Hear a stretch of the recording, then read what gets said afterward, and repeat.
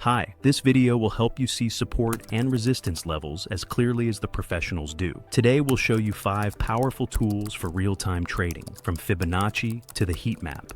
Stay with us to feel confident the next time you enter a trade. First in our ranking is Fibonacci, one of the most popular and effective methods of technical analysis. There are many Fibonacci tools, but in today's video, we'll focus on the Fibonacci retracement, which keeps up with price movements. A quick life hack to start with: don't increase your risks and don't try to catch trend reversals or breakouts using it. Use the Fibonacci retracement to identify levels where the price might potentially return to or bounce off from in order to continue the existing trend. On the ATAS platform, Fibonacci can be found in the drawing tools. Look for the Fibonacci extension section or use the F8 hotkey. To start, we need to identify a significant swing high and swing low in order to create a range between these 2 points. We have selected them on the S&P 500 chart, and now we can see the key levels where a reaction is statistically expected. These calculations are based on extensive market statistics, which means that on the daily time frame, we will get truly strong levels.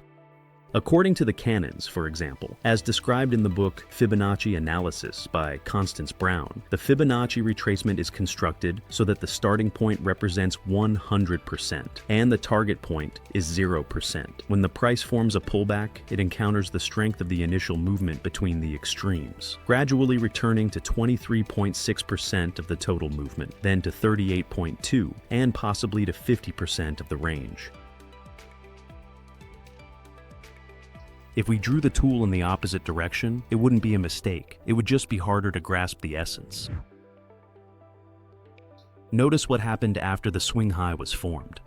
Where did the price return to afterwards? It almost exactly reached the 38.2% level. It looks precise, but you can still fall into a trap. There are many myths and supposedly foolproof trading strategies surrounding Fibonacci. It's almost a cult in the trading world.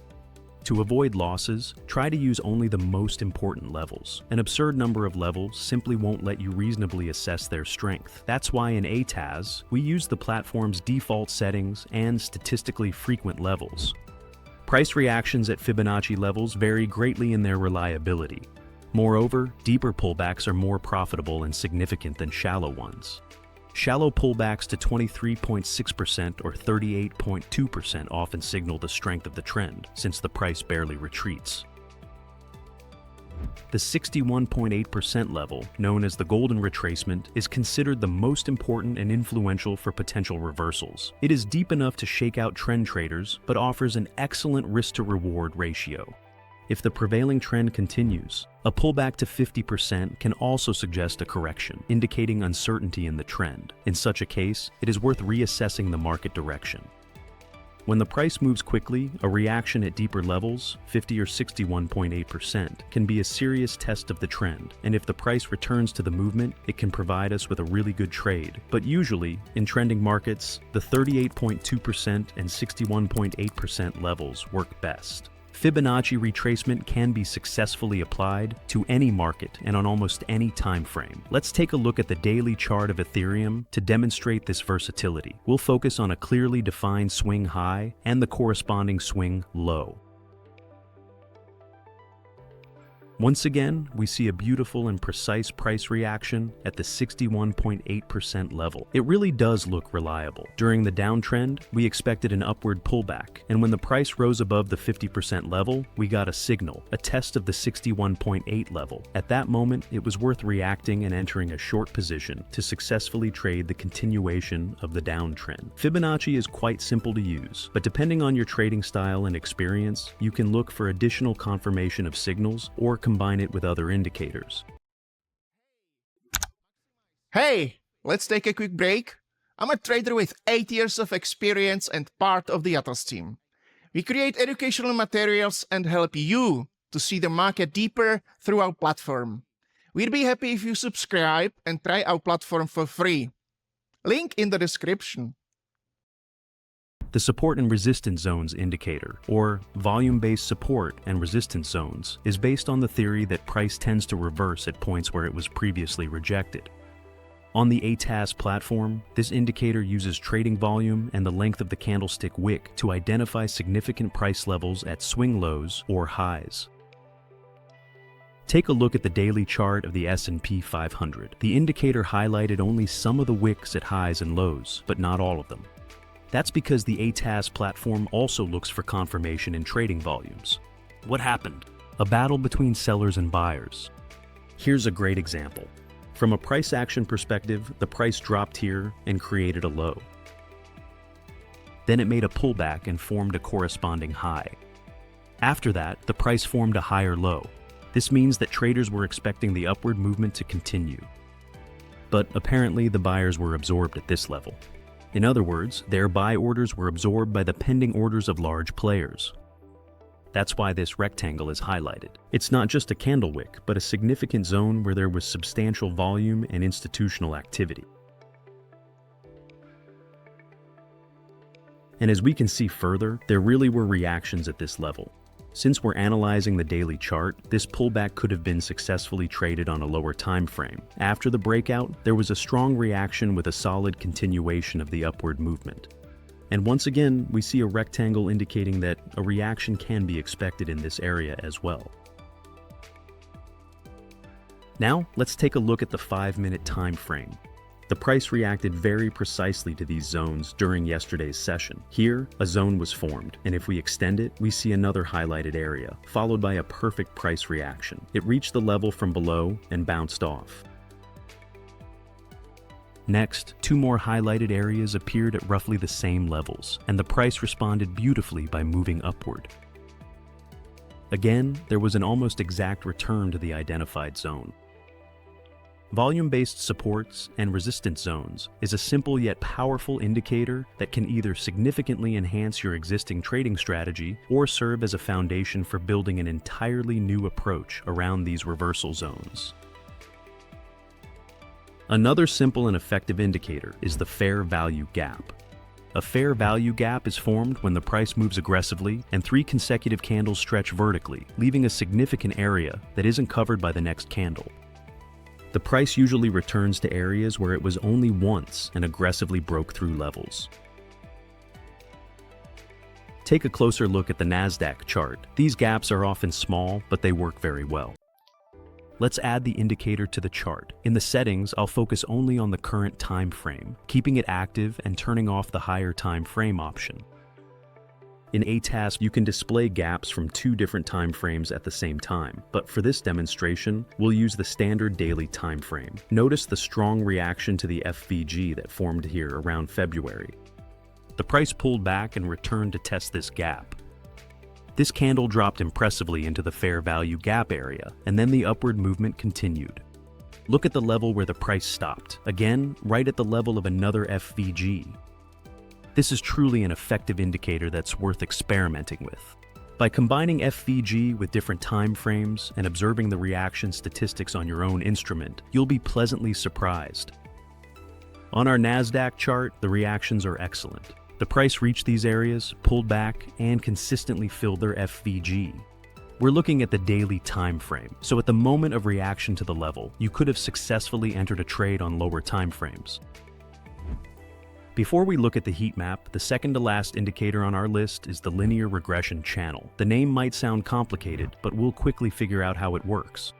Imagine that I'm placing several points on the chart. These points are the closing prices over time. Now, our task is to draw a line that passes through the statistical center of all these points, creating the best average level among them. Let's go back to the actual chart and apply the linear regression channel indicator.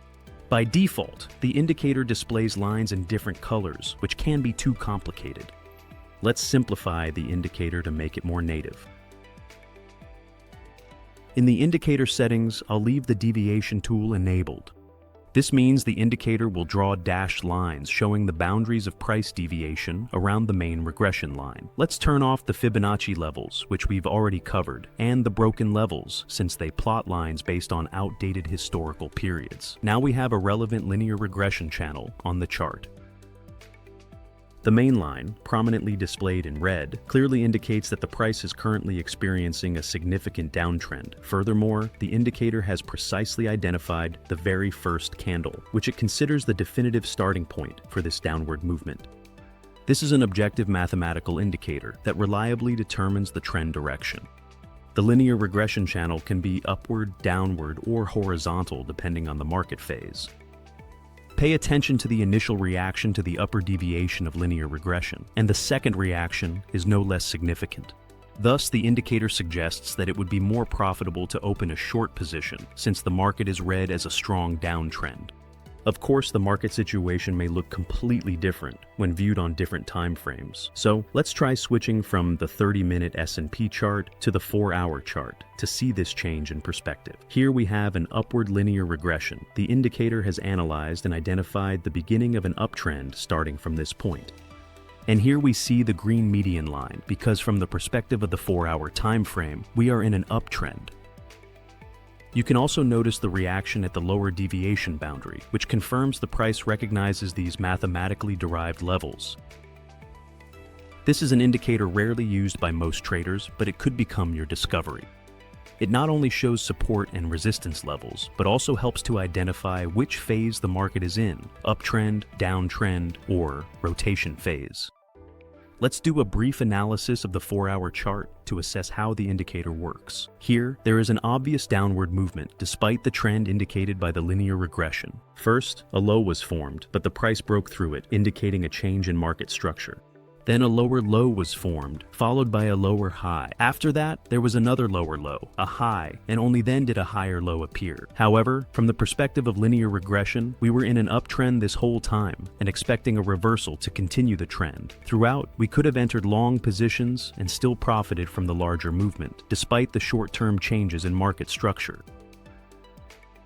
Test how this indicator improves your trading approach using the market replay simulator in ATAS. It might become an excellent alternative to classic trend lines for you. And finally, the heat map, one of the best tools in a professional's arsenal. On the ATAS platform, you'll find it as the DOM levels indicator. This tool shows the development and accumulation of pending orders over time, revealing major players with their hidden positions. At the top of the settings, you see the color scale. The data will be presented in these colors. In our case, when there are fewest orders on the market, they are displayed in dark blue. As pending orders increase, colors transition through white and yellow, gradually reaching orange in areas of high order concentration. You can also adjust the custom proportion, which determines what value of pending orders will be considered large and highlighted in orange. If I leave this field empty, the highest number currently displayed on the chart will automatically be highlighted in orange. I'll make one small change. I'll uncheck extend lines so that the lines don't extend to the right and overlap the market depth indicators. And while the heat map gradually accumulates market data to fill the entire chart with colors, let's take a look at how it works. Where we see protrusions on the depth of market indicator, which is based on the order book, we also see rectangles on the heat map, since these are different visualizations of the same data. These are levels where the largest number of limit orders. For example, at this level, there are relatively few orders. The color appears bluish-gray. In contrast to this orange rectangle, which marks the area with the highest number of pending orders at the moment. These levels are reliable zones of support or resistance. In this case, we have resistance above current price and support below. Note this support level is being broken, meaning limit orders are absorbed by active market participants. Now the colors have changed automatically because the area with the highest number of pending orders is always shown in orange. Here we have 61 orders, one of the largest levels with limit orders above the price. And here we have 76 orders, the largest concentration of limit orders below the price. If I scroll the chart up to examine higher price levels, 100 orders are here. They are shown in orange since these levels currently have the highest value visible on the screen. Notice that this originally orange rectangle has now turned blue-gray because 116 orders is significantly more compared to 61. Let's see how things have developed in the order book or on our depth of market indicator over time. Pay attention to the bright rectangle. It illustrates the development of pending orders from when they first accumulated at this price level. This is exactly where more and more market participants began adding to their positions. Every 30 seconds, more new segments are added to the heat map, and each time a new color representation is drawn, showing how many orders are waiting at each specific level. But let's take a closer look at what was happening at the brightest level. Let's go back a little. As soon as the number of orders exceeded 200, the color became very saturated per our settings.